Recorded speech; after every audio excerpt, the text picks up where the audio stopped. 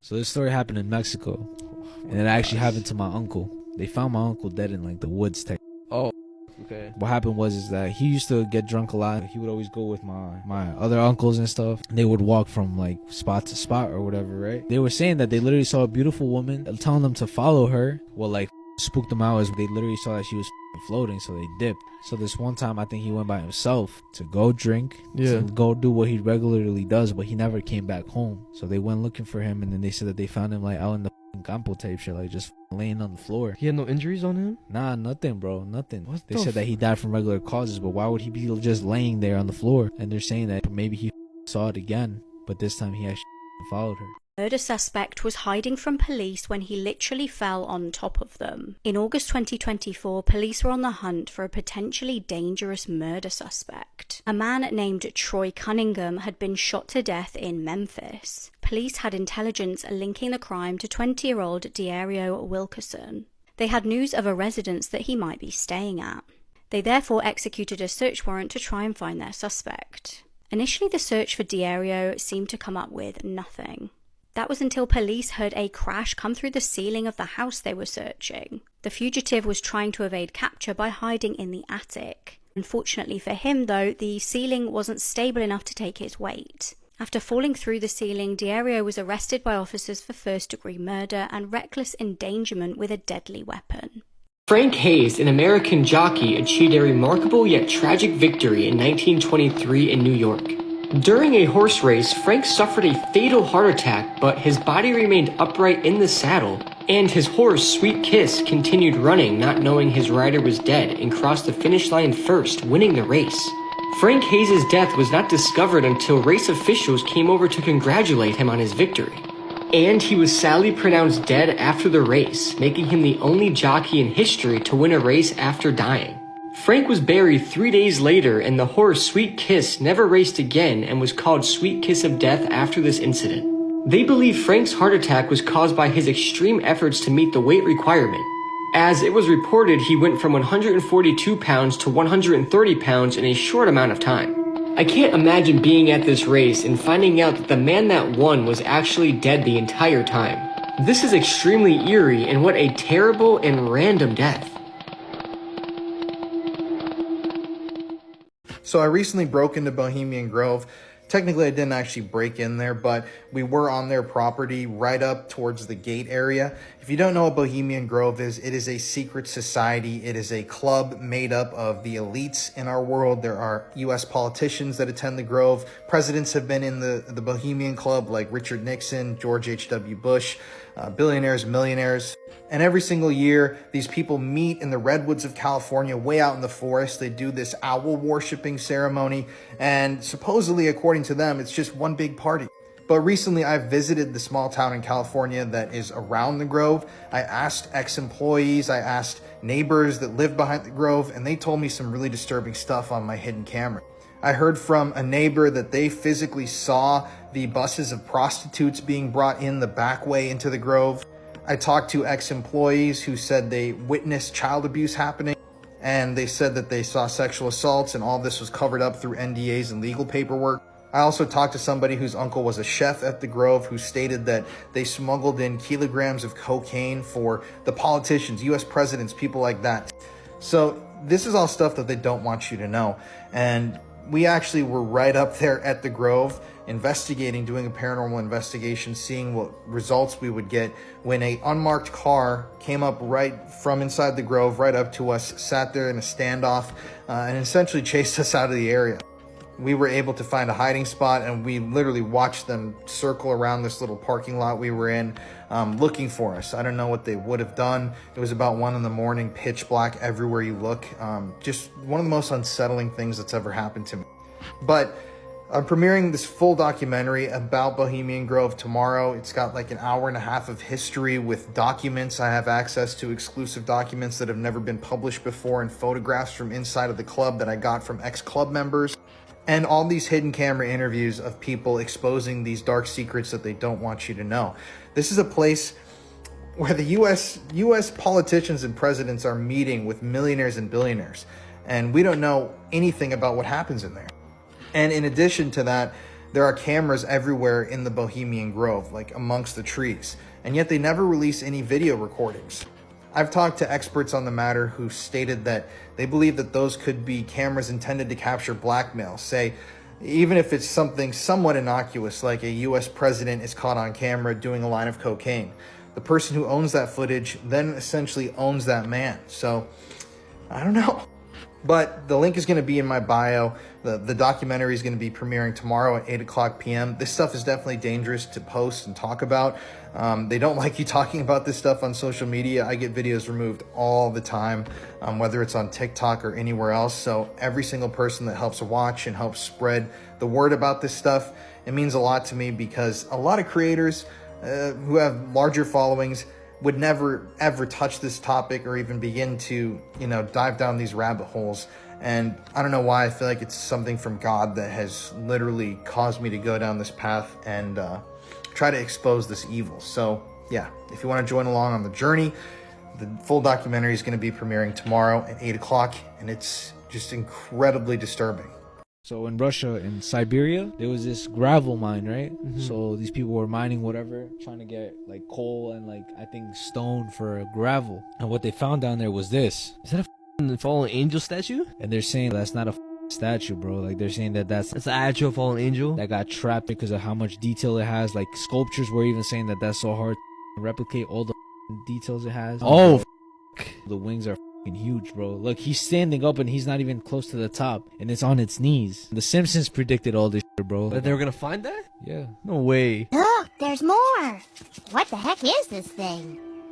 What is it, Lisa? It looks like a human skeleton, but these other bones look almost like wings. You mean like an angel?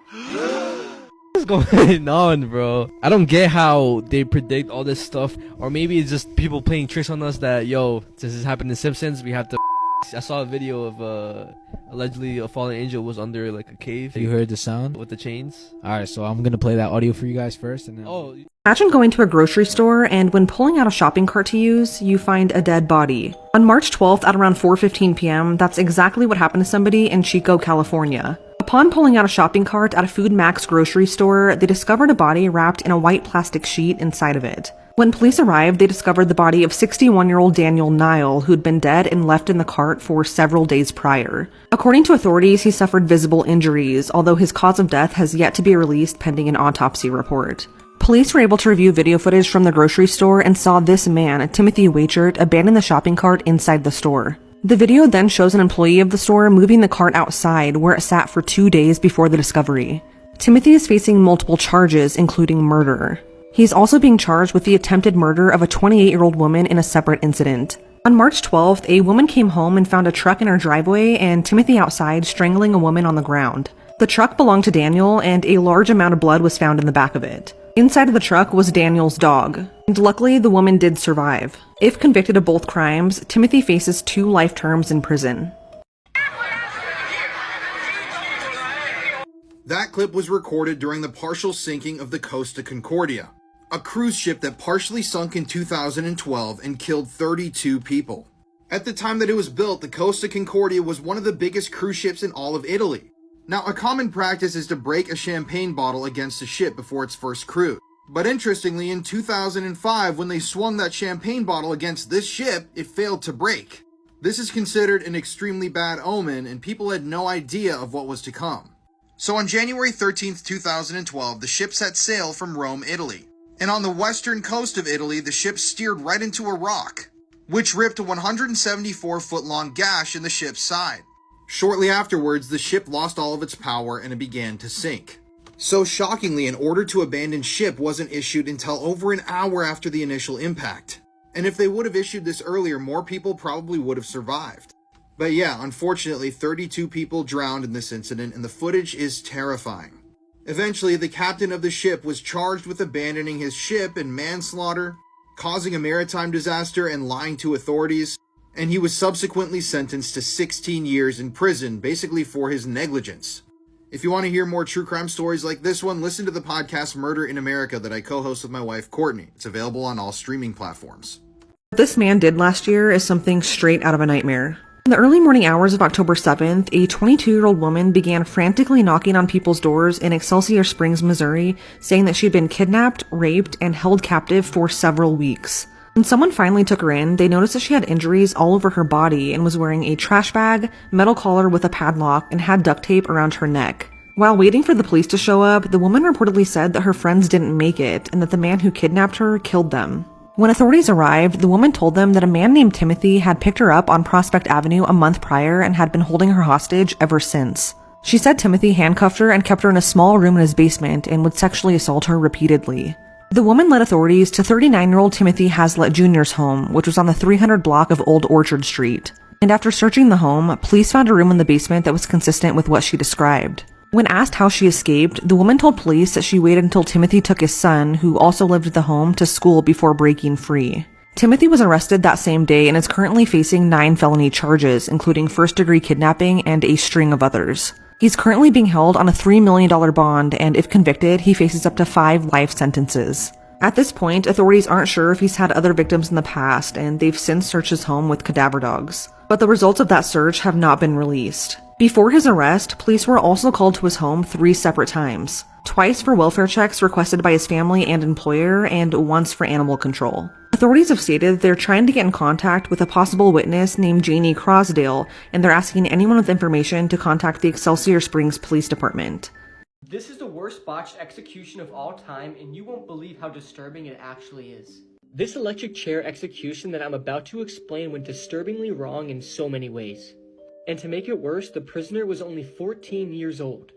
In 1944, George Stinney was thrown on trial for the murder of 2 girls in South Carolina. The only circumstantial evidence was that he was the last one seen with the girls alive. They had reportedly asked him where they could find passion flowers. There was no denying that the color of his skin played a huge factor, and it took an all-white jury less than 10 minutes to find him guilty. On June 16, 1944, George was ushered into his death chamber. The young boy only weighed 95 pounds, which was apparent by how baggy his striped jumpsuit was.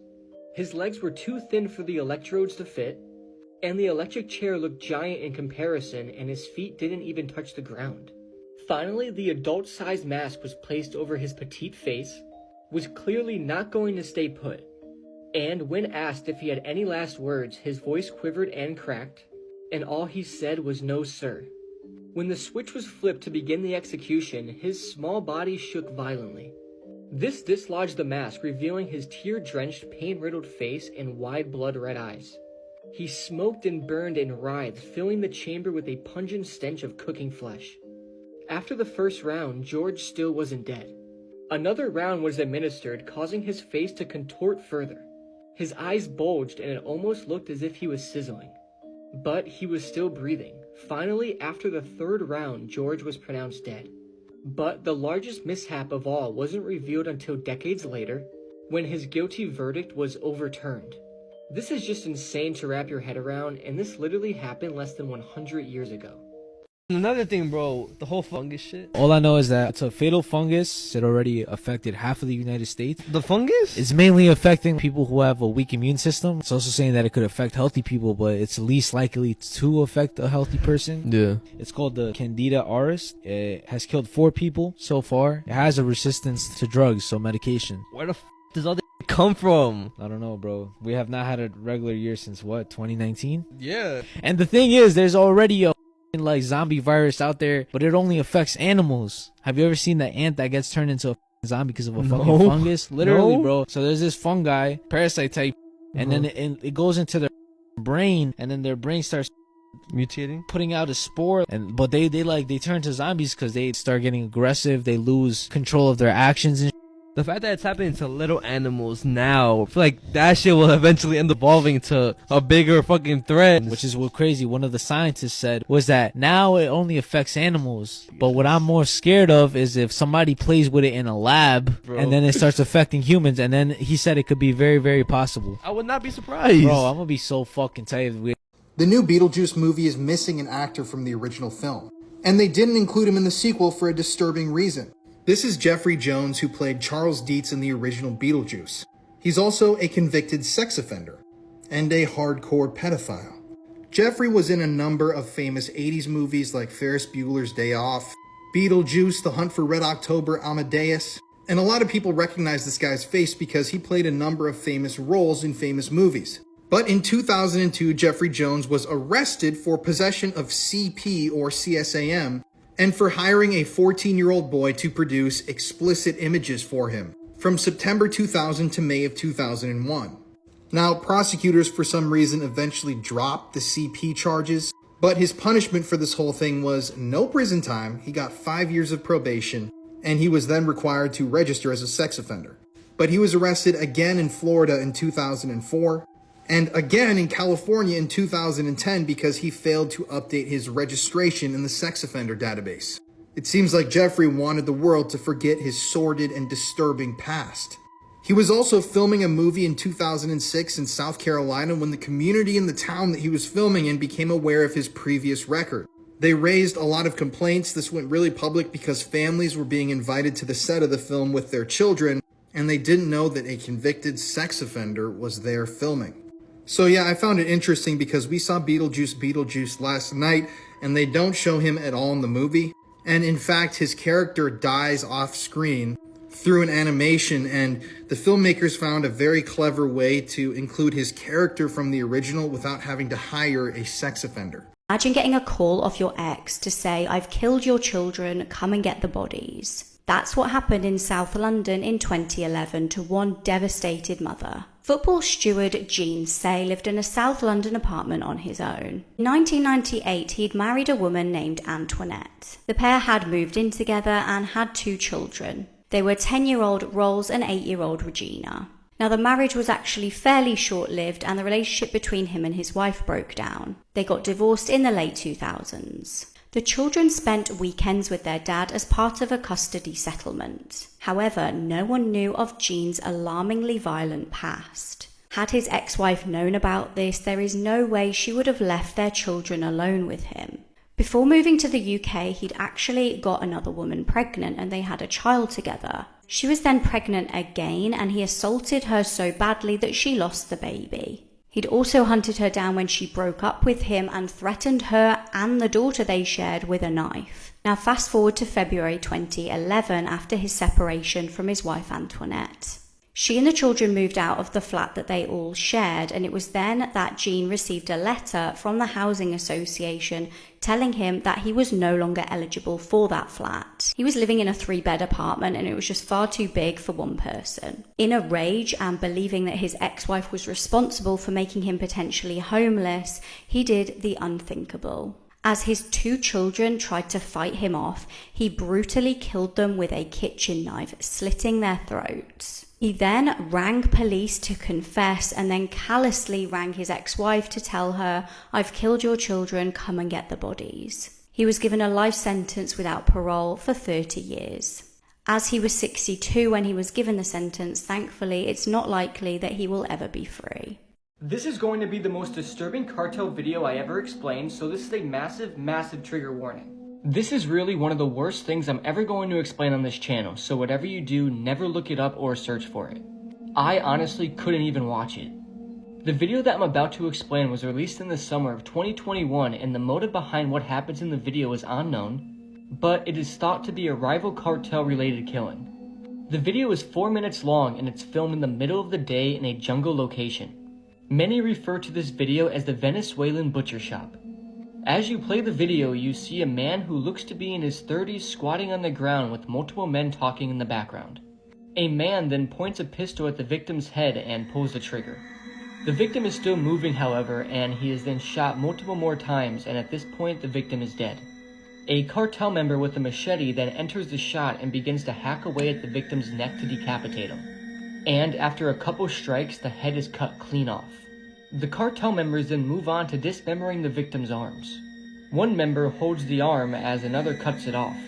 Once again, after a couple strikes with a machete, both arms have been cut off. At this point, the cartel members then move on to the victim's legs.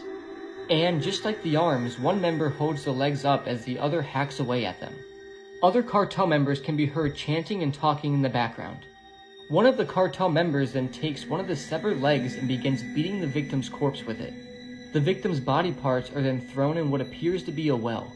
The cartel member with the machete then takes the machete and cuts vertically down the victim's torso from the top of his chest to the abdomen area. And this is where the video gets absolutely disturbing. After a cavity has been made, multiple men in a very, very disturbing scene begin to grab handfuls of the victim's guts and organs and proceed to throw them in the well. They then cut what is left of the victim's body in half and cut above the hips. And in a matter of seconds, they cut the victim's body in half.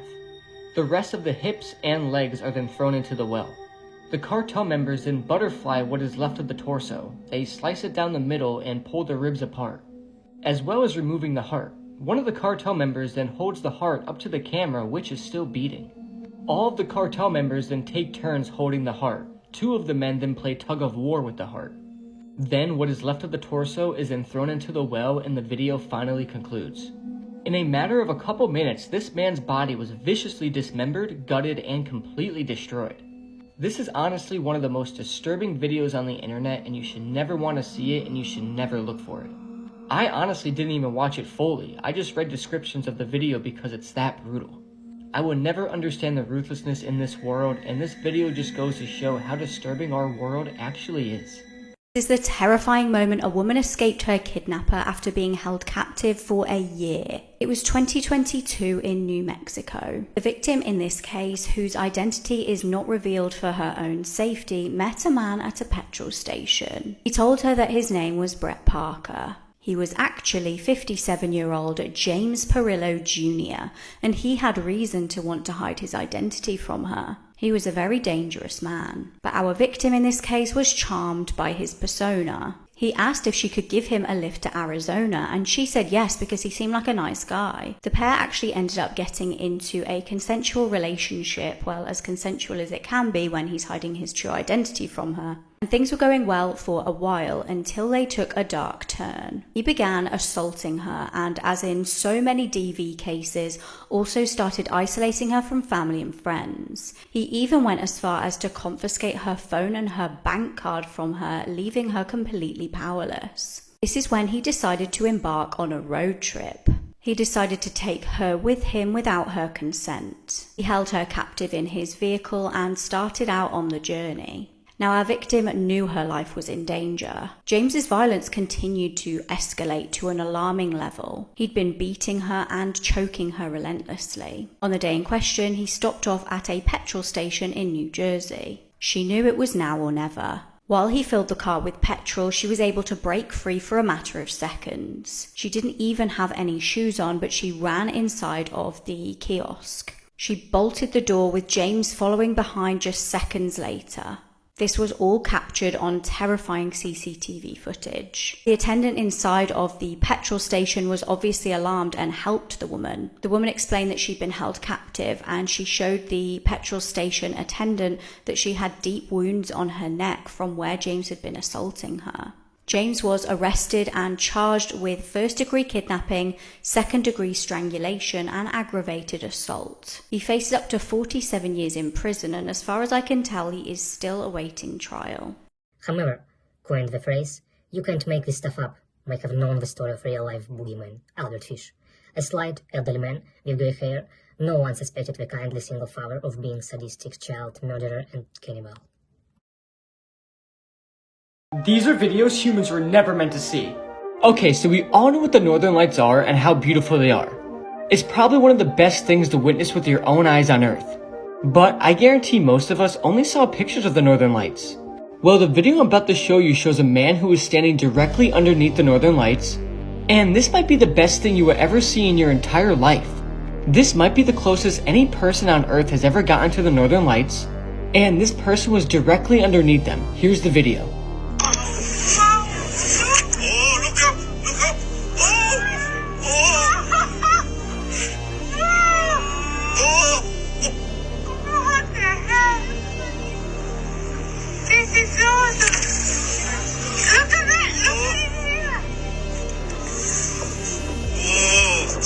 So yeah, what do you think about this video? If there's one thing I took away from it, it's that I definitely have to visit the Northern Lights soon, because they are absolutely insane. This is what would happen if all the oceans on Earth froze. Okay, so if half of the Earth was completely covered in ice, The Earth would reflect an insane amount of sunlight which would disrupt the water cycle. And Earth would become as dry as the South Pole and even as dry as some parts of the Sahara. Next up, the ocean's freezing would most likely result in mass extinctions for many species. And without fish, seafood would no longer be a reliable source of diet. Next up, the oceans, specifically the phytoplanktons, produce 50 to 85% of all oxygen in Earth's atmosphere, which would result in billions of animals and people suffocating. But if you manage to get extremely lucky and survive all of this, eventually oxygen levels will go back to normal. But sadly, our planet Earth would never be the same. Also, just imagine this actually happened, and you can literally just walk across the oceans to Europe and any other country you want. Hypothetically speaking, of course. But nonetheless, this is extremely interesting, and we should all hope this never happens. I was kidnapped and killed by the FedEx delivery guy when I was only 7 years old. My name is Athena Strand, and I'm a 7-year-old girl living in Paradise, United States. On November 30th, 2022, I found myself alone with my stepmother at my father's house because my parents are separated. I had an argument with her, so out of frustration, I decided to leave the house. When I stood in the driveway in front of my house, a FedEx truck suddenly stopped in front of our house. A 31-year-old man, Tanner Horner, got out to deliver a package. However, he didn't approach our house. Instead, he came towards me. He grabbed me and pulled me into his truck. Unfortunately, I couldn't resist. After my stepmother searched for me for an hour without success, she decided to call the police. A large-scale police search began, but it was in vain. My body was found 10 kilometers away from my home. I was brutally strangled by Tanner Horner, and I did not survive. Tanner pleaded guilty in court, but the sentencing is still pending. What kind of punishment does he deserve? I lived for 15 years with a lone tapeworm in my brain after eating sushi. My name is Wong, and I am 28 years old. My story began in 2004 when I contracted a parasitic infection from regularly consuming sushi. For years, doctors struggled to identify the cause of my health problems, marked by repeated vomiting, mysterious numbness on the left side of my body, and muscle weakness. In 2007, I was diagnosed with a malignant brain tumor, and despite treatments, my health continued to deteriorate. I had to leave my job due to recurrent epileptic seizures and fainting spells. For a decade, my family and I sought answers from specialists across the country. It wasn't until 2018 that doctors discovered I had a tapeworm lodged in my brain. The parasite was in a risky area for surgery, so I was advised to undergo non-surgical treatment.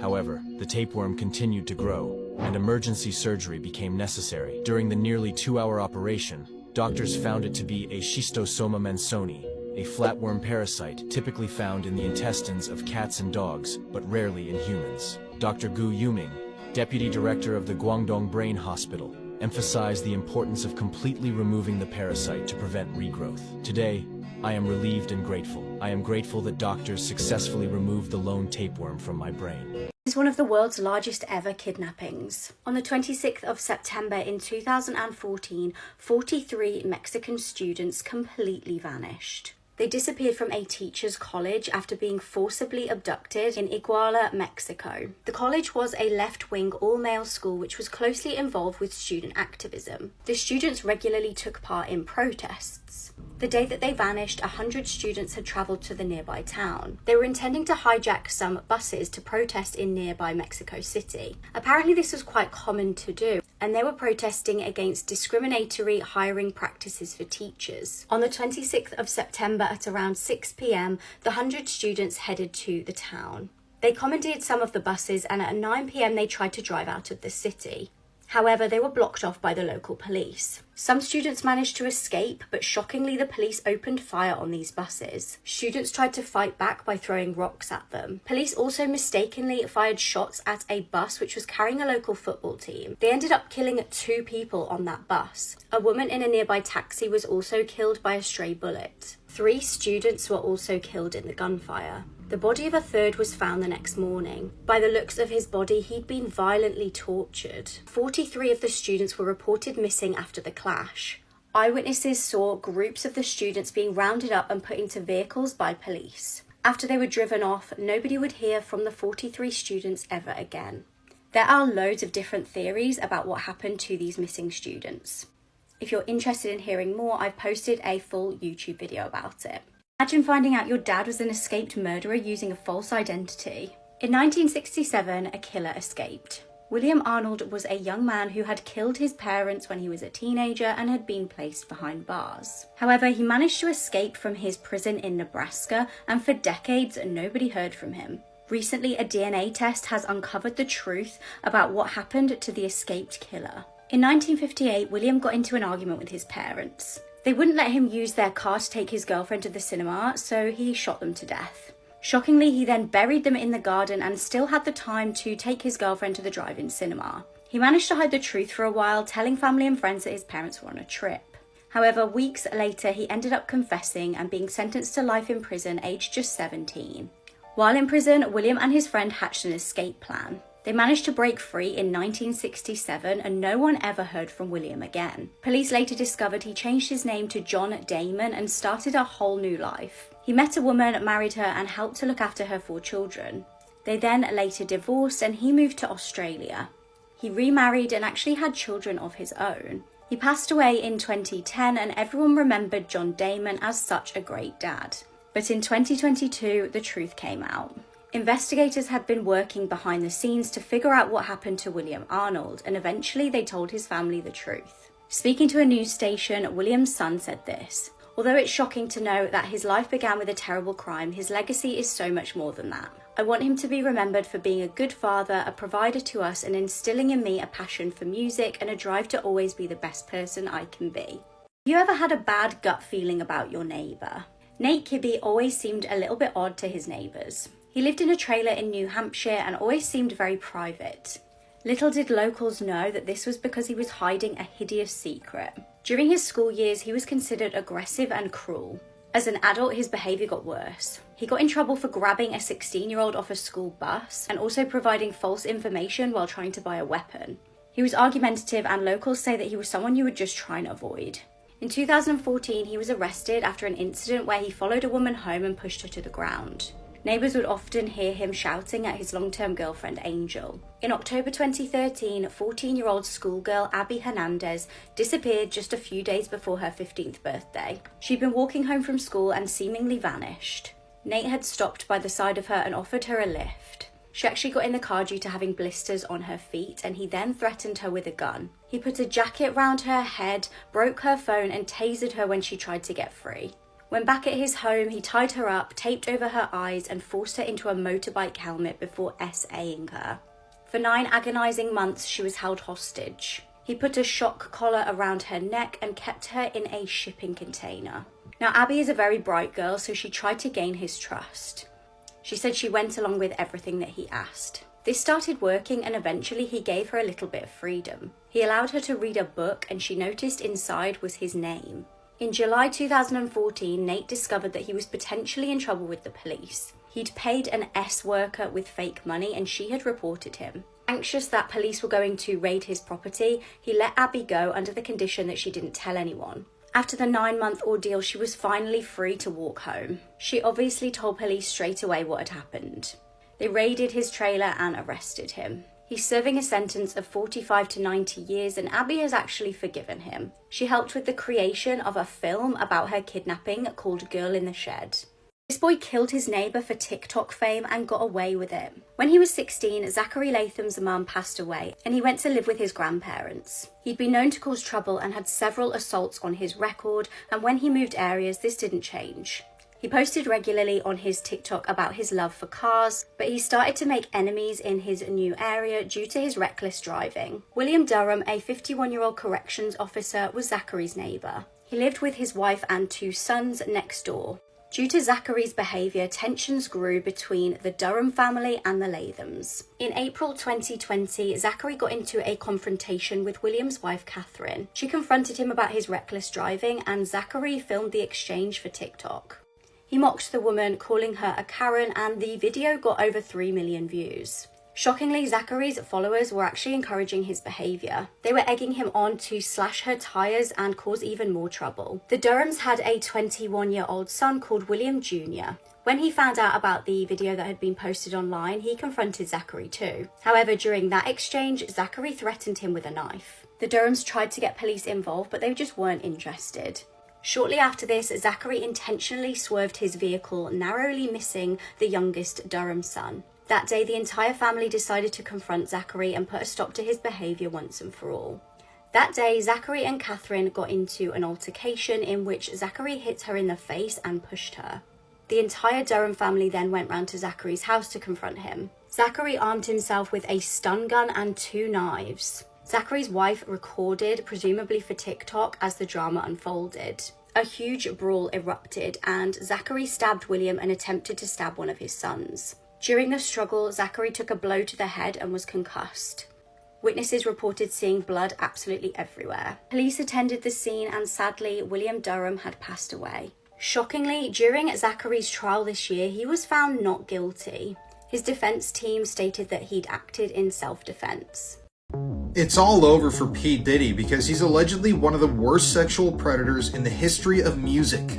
So P. Diddy is a very, very famous rapper, music label owner, and he's been credited with finding and helping discover a lot of young and budding artists. But on November 16th of this year, one of his exes named Cassie accused him of sex trafficking, rape, and domestic violence.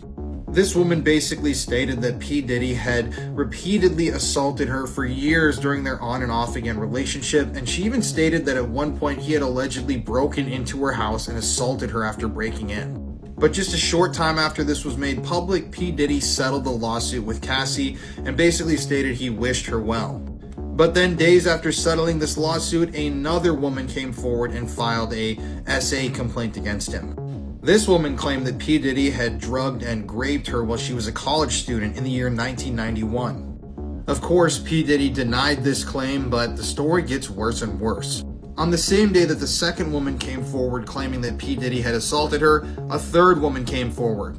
This time, she stated that P. Diddy and his friend Aaron Hall had taken turns raping her and a friend 30 years ago. Then, 2 days ago, some of the most disturbing allegations against P. Diddy surfaced. This woman, who's going by Jane Doe, stated that when she was 17, she was approached at a lounge in Michigan by P. Diddy and the former president of Bad Boy Entertainment, Harvey Peer, and she was then convinced by these men to take a private jet to a recording studio in New York City. This woman claims, though, once she got to the recording studio, she was given substances and she was viciously gang raped by P. Diddy, Harvey, and a third assailant who remains unnamed.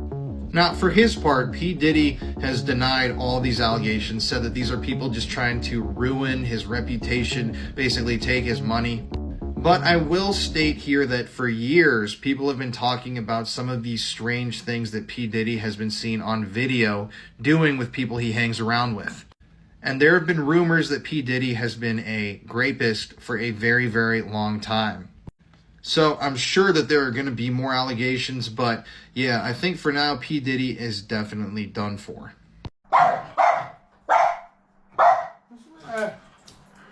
What? Nothing there, mate. Nothing there. What? There's nothing there. This is the Yellowstone accident, one of the worst ways somebody has ever died. Yellowstone is a very popular park and has a lot of visitors, and accidents are extremely rare. But occasionally, some people will ignore the impact Mother Nature has and step off the designated trails and boardwalks to explore further. This was the case with Colin and Sable Scott. They disregarded many signs warning them to stay on the boardwalk and warning them that they were entering a thermal zone. However, thinking that they knew better, they ignored the warnings and looked for a place to swim. After walking several hundred yards off the trail, Sable and Colin found a small pool of water, around 6 feet long, 4 feet wide, and 10 feet deep. Sable was recording the natural beauty of the area with her brother in frame. Colin kneeled down next to the pool of water in order to check the temperature. But as he reached down to check, Colin lost his footing and fell into the water.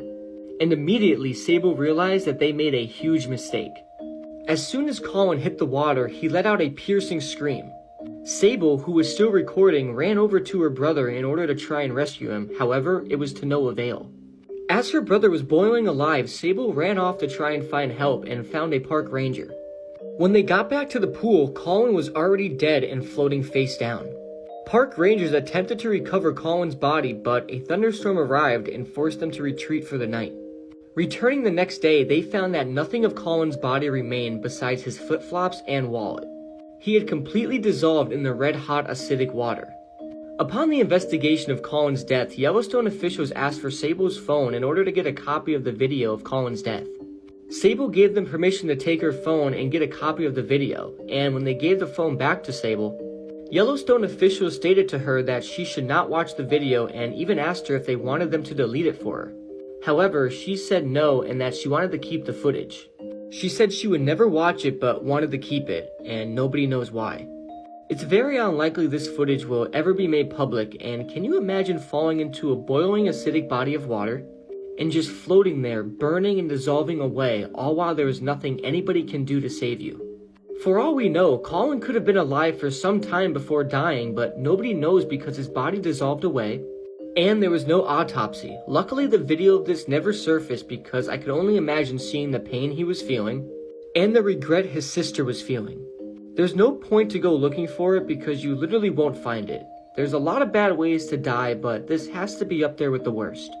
This woman killed her husband and then cooked and fed his body to his kids. On February 29, 2000, in the town of Aberdeen, New South Wales, Catherine Knight murdered her partner John Price. Before the murder, Knight and Price had a relationship marked by domestic violence. Price had taken out a restraining order against Knight, but he later allowed her back into his life. The details of this crime are extremely disturbing, and I'm about to explain it to you right now. In February 2000, a series of assaults on Price culminated with Catherine Knight stabbing him in the chest.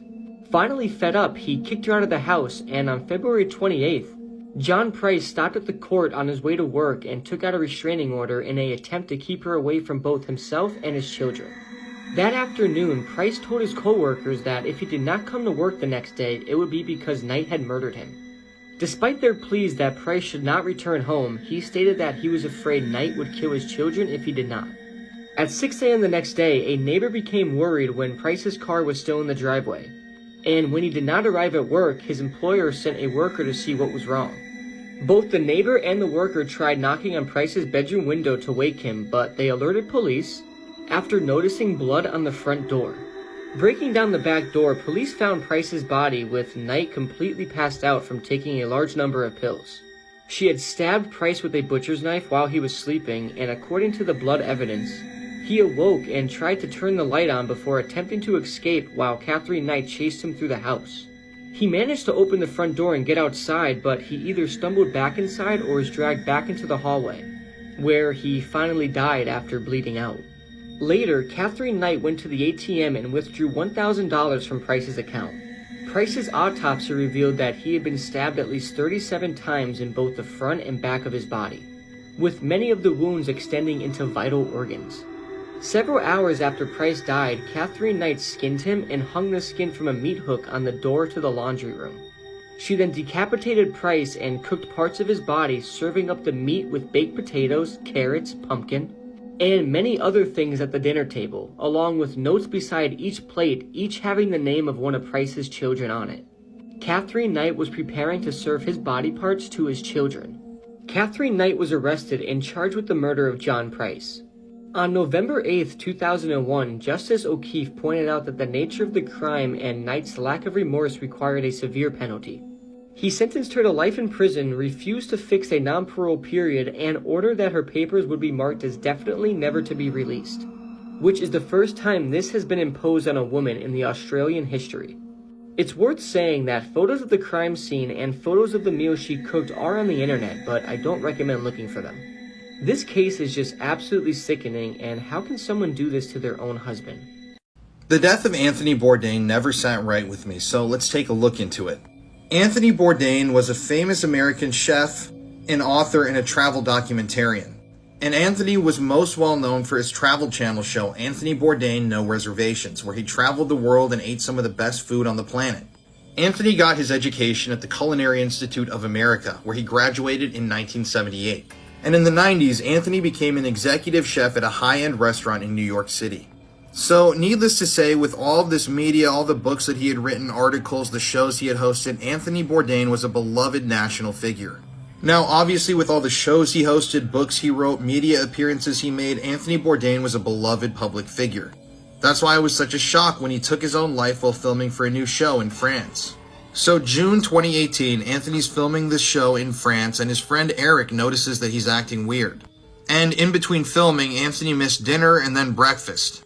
That's when his friend Eric began to grow concerned. They then performed a welfare check on Anthony in his hotel room, and they discovered that he had taken his own life by hanging. Now, according to reports that were done after Anthony's death, this was allegedly an impulsive act. Now, Anthony was a very outspoken critic of the way the world was. He was a vocal advocate against sexual harassment in the entertainment industry. He frequently discussed how much he hated racism. And he was a prophet for peasant foods, as he called them, or cheap foods in foreign countries. Now, to this day, people don't know exactly why Anthony decided to take his life that day. But some people have theorized, and this is just a theory, that it had to do with his girlfriend, Asia Argento.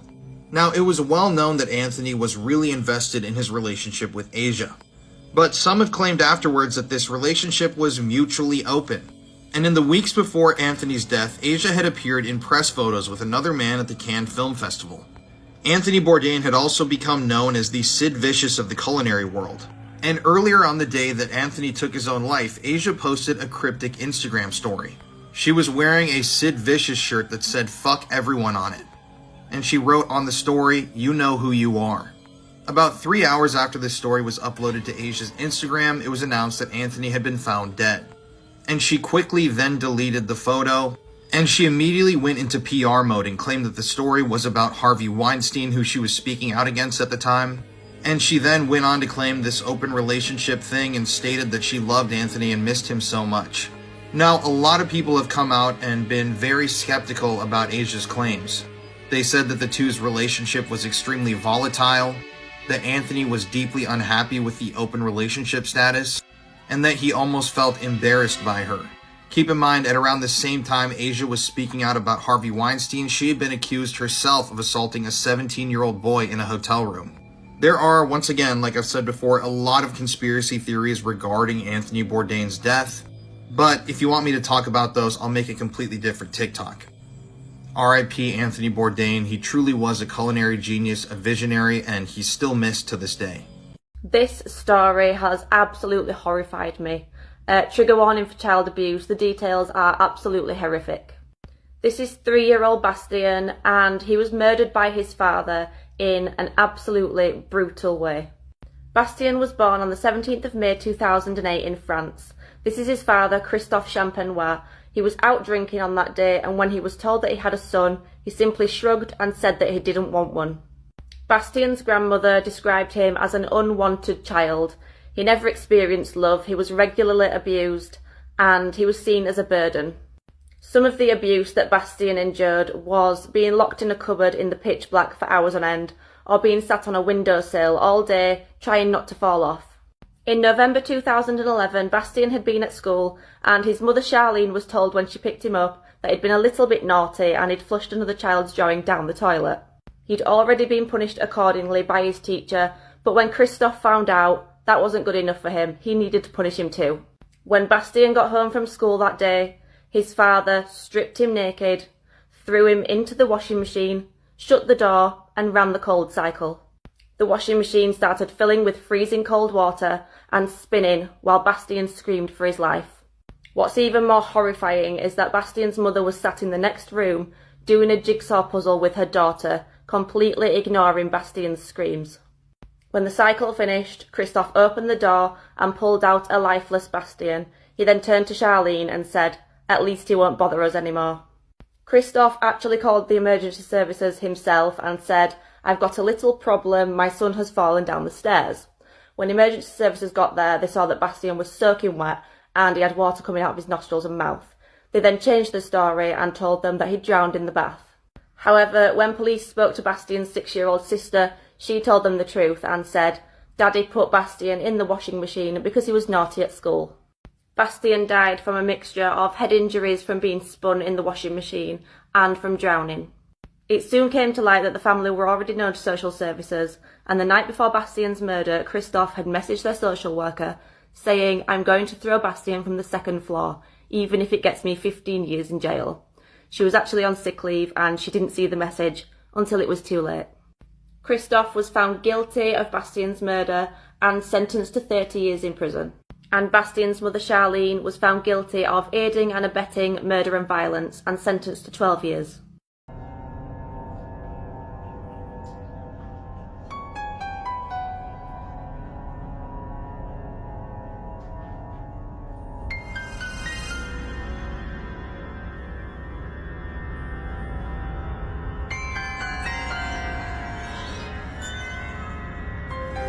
Killer twins, but was it self-defense or cold calculated murder?